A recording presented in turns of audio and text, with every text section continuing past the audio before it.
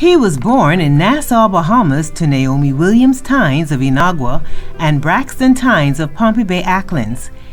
He spent the first few years of his life on Thompson Lane off East Street. Within a few years, he relocated to Freeport, Grand Bahama with his mom and siblings, where he grew up in the area of East Beach and Flying Fish Drive. It was the 70s and Freeport was booming.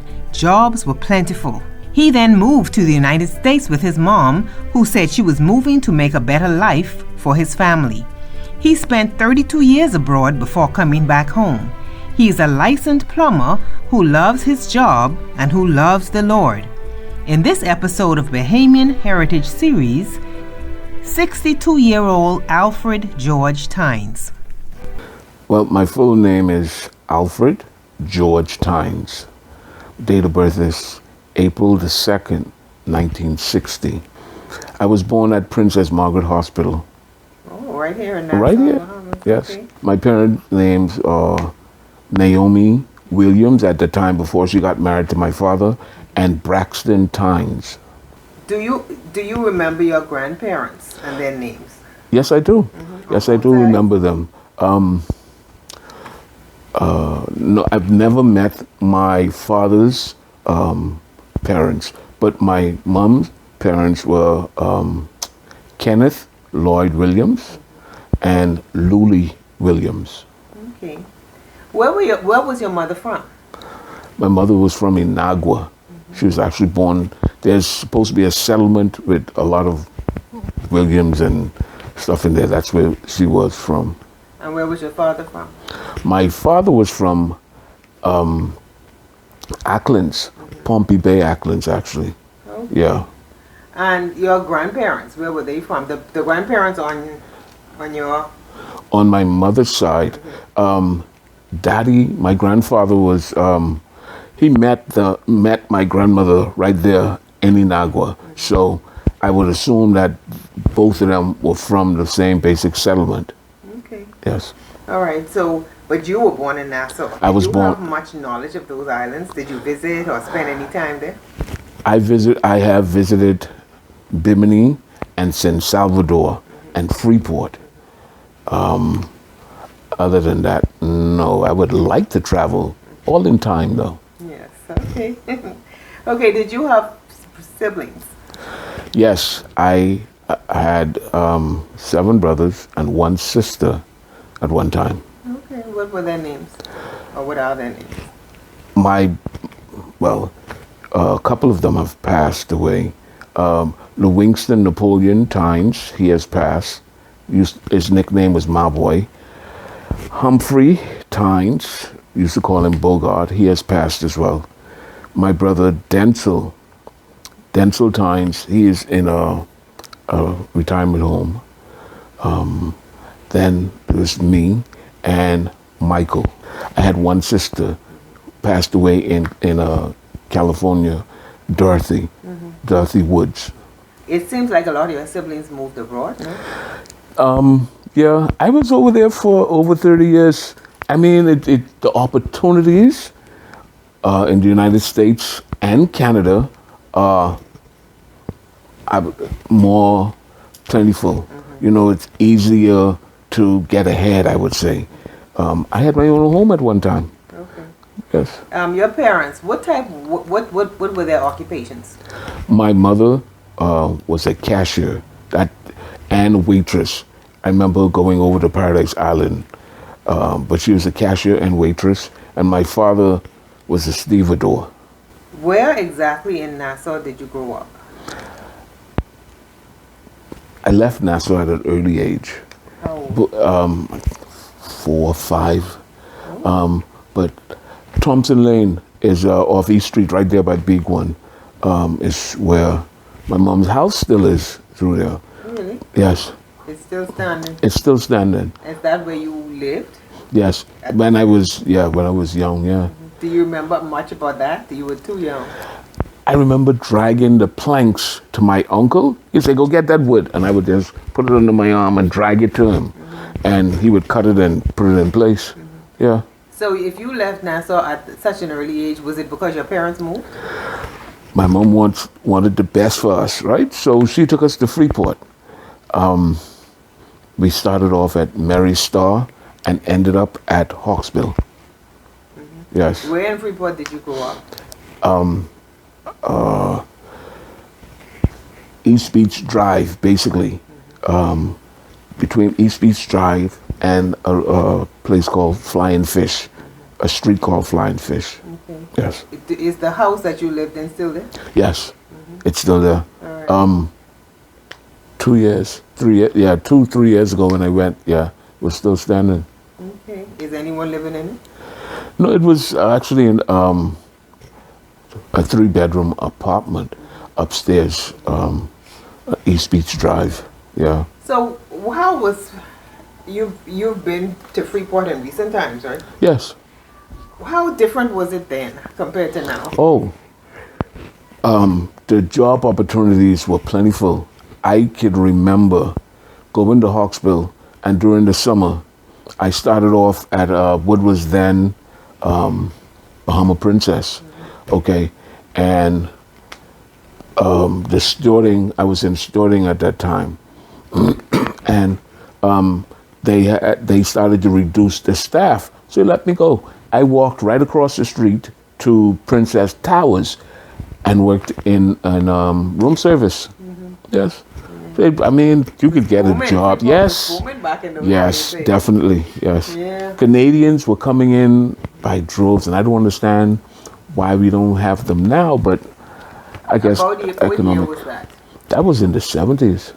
Yeah, that was in the 70s. Well, I started off at Hawksbill High, and I ended up at Miami Edison Senior High and Central Senior High School.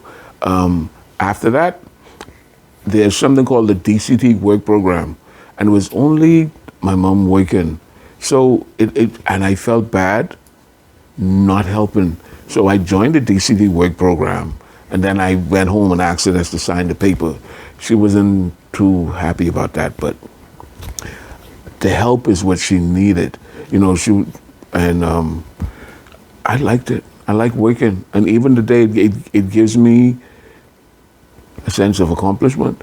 You know, money I earn, so I feel good about that. So the work program was something that was governmental, or? Yeah, it was in the school. For a lot of individuals at that time were single parent homes, and it was only my mom at that time. So I opted to not to even go to college because my cousin had a scholarship for me. Okay. Yes. And how long did that? Well, actually, it was. I started in school, and it just continued, and they just because of my being on time and doing what I'm supposed to do, they kept me. Right. Okay. And Yeah. how long were you there for? I was there for a couple of years. And what exactly did you do? I started off as a dishwasher, and got promoted to short order cook. Okay. And So you were able to help your mom. I was able to help my mom. Yeah. All right. What your father was there at the time? My father passed when I was very young. My father died when I was 3, 4. Yeah. Before we left to go to Freeport, he had passed. I cooked because, and I stayed there for a couple of years because it gave me food to take for lunch, and then something to eat at night when I get off. You know, instead of eating it there, I just take it with me, and I had something to share when I get home if needed. I liked it, and the pay wasn't bad at all. Pay wasn't bad. Decided to go to Canada,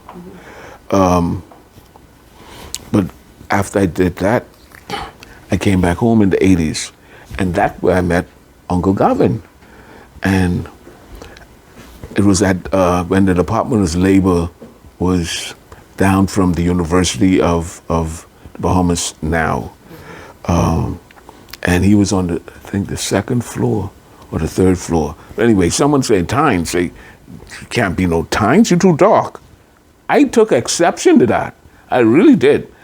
And I went up to, she said, oh, let go. You have to go up and see Garvin. He'll straighten you. I walked into the office. Walked into the office when he said, come in. And he looked at me and said, who are you? I told him my name. He said, wow. He said, the only thing that's different between me and my father is that I'm darker. I have his little small ears. The features are the same. Good. I look like the family. Thank God. Okay. So did you ever get married? Yes, I did. And had children? Yes, I did. I have a daughter this before I got married. She's in North Carolina. I have no kids here. I have a son in New York. My daughter is older. I have a son in New York and another daughter in the Bayou, Louisiana. Yes. Okay. So what did you do? How did you get to the U.S. and we went over? My mom took us over, and she said, what was that? How old were you? 15 going on 16, and So wait a minute. You did this study job at what age? I was 16 at the time when I started working. Okay. Well, when I started working over there, I started working in Freeport when I was 13, washing cars at and being at Winn-Dixie. Mr. Kite, nice guy, very nice, from the U.S. As long as you worked, he had no problem with you, and I liked him. I mean, I kind of draw it to him because he's saying, okay, you do this, and this will happen to do that. And he showed me, you work, and you can get ahead. And that kind of stuck, you know? So, yeah. So when you got to the U.S., you was like 15? Yes. Okay. And your mother went there to work, or? She went there, she said, quote unquote, to give us a better life. Because she didn't want us to be the average or not have skills or the ability to do other things other than the hotel and stuff. Your mother was quite a woman, because I mean she left Nassau to do a better life, then she left there to, she was moving on. Yes. Okay. What I did when I first started was the DCT work program. I started off as a dishwasher, and then started off as then graduated to a short order cook. From there, I went into construction. It paid better, harder, but paid better, and that was the main thing, to help her out. So, and I had my social, so it didn't make a difference. As long as you have a social, they would hire you on the spot and then try you and watch you and make sure that you doing what is asked of you, and it worked out pretty good. So how did that work with the legal status thing? Was it easier back then? Oh yeah. What really changed was September the 11th, when those intelligent people bombed the Twin Towers. That changed everything, honestly. I was in New York at that time. Yeah, I was up in New York at the time with very nice Italian. Yeah. It was hard at first because it almost like they closed New York down because of what was happening.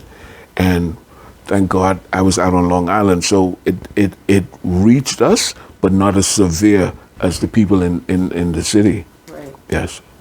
You lived in the U.S. for how long? Altogether about 32 years. Wow. So Yeah. you were gone. So when did you come back? 2007, 2004, 2007. And Yeah. why did you come back? I was sent back. I had a business flourishing at the time. I just sold the house in Pennsylvania, and I was flying. I don't know, being stupid. That I had a problem at the time with speed. I love to drive fast, and I was on the highway, and this trooper The trooper he said, I finally caught up to you. Where you going? Is everything okay? Yes. What are you doing? I mean, I thought it was kind of humorous only because I've been driving fast up and down the highway all the time. That's how I got from New York to the house in Pennsylvania in basically, I can't say half the time, but I saved a lot of time. So, yeah, and when he ran all the stuff, he said, but you're not even supposed to be here. Okay. Then they did a background. I wasn't like no serial killer, thank God, or nothing like that, but I was raised in church, but I haven't always been a good person, put it like that, you know? Well, welcome to the club. Yes. Oh, yeah. Thank God for Jesus. Yes. Right? Oh, my goodness, yes. Yes. So you ended up coming back home, and then what happened? I ended up coming back, and the first thing I did, I wanted to see my Uncle Garvin, because he had the contacts and everything. But when I went looking for him, I said, Garvin, she's been gone for years now. I said, no, Uncle Garvin. I said, nope. She's not, so he passed away. And it bothered me a lot, because that was the tie to my father's side of the family, right?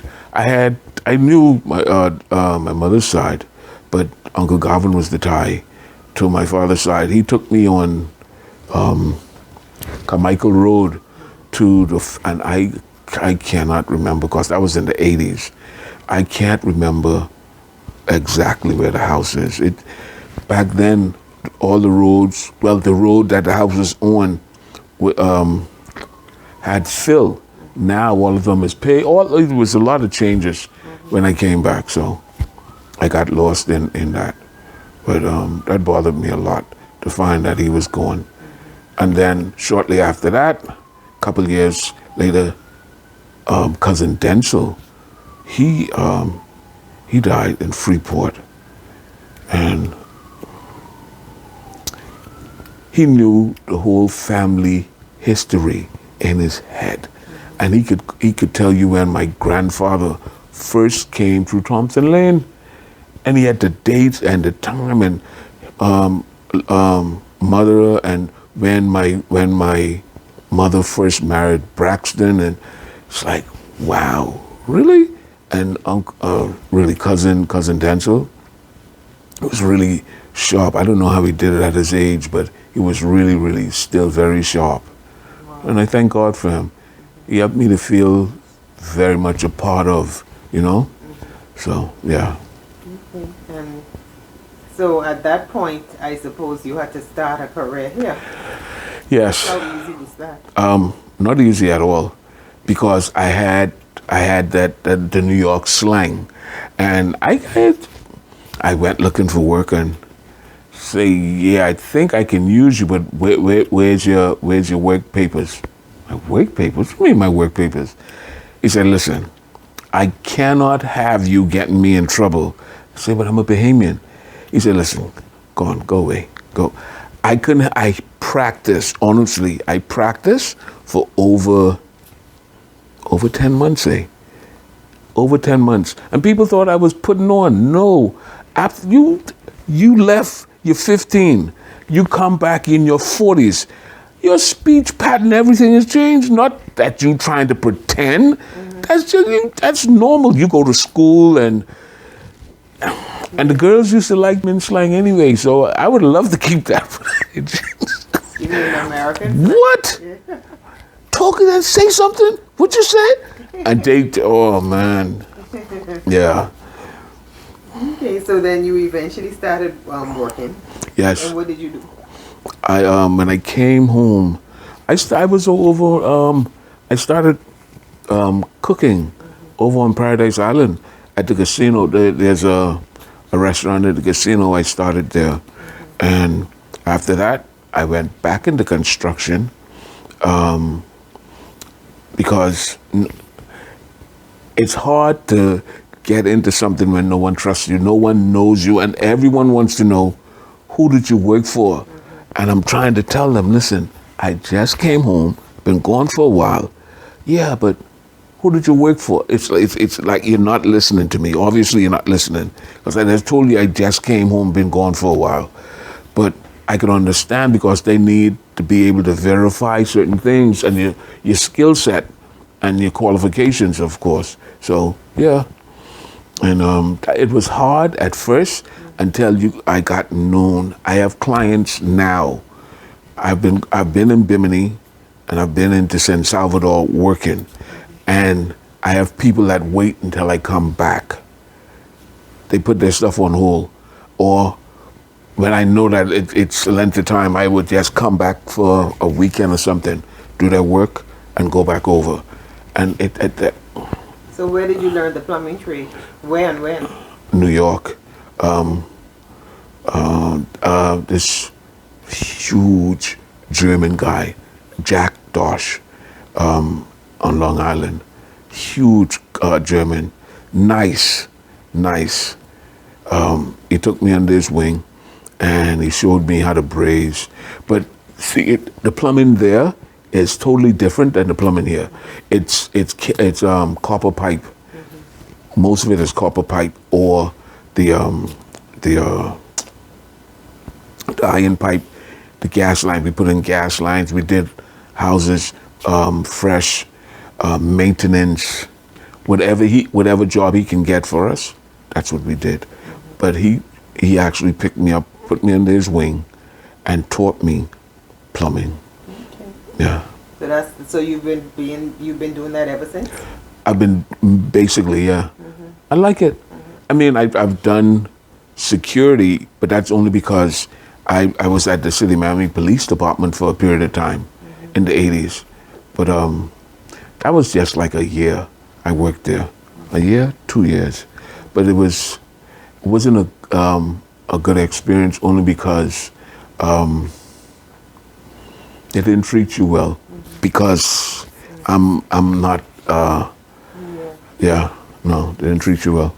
So who are some of the other family members? Who are other people linked to you here in the Bahamas?